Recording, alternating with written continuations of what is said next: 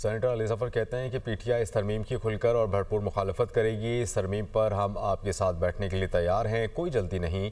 Senate इजलास में इज़हार ख्याल करते हुए उन्होंने कहा कि आइन का बुनियादी उसूल सिविलियन बालादस्ती है। पार्लियामेंट आवाम के वोट से बनती है, पार्लियामेंट बाइख्तियार है, लेकिन आइन की पाबंद है।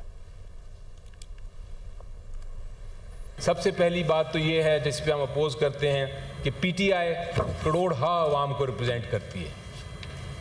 करोड़हा अवाम को हम रिप्रेजेंट करते हैं और हम कह रहे हैं कि हम इस अमेंडमेंट को मुस्तरद करते हैं। हम आपके साथ बैठने को तैयार हैं।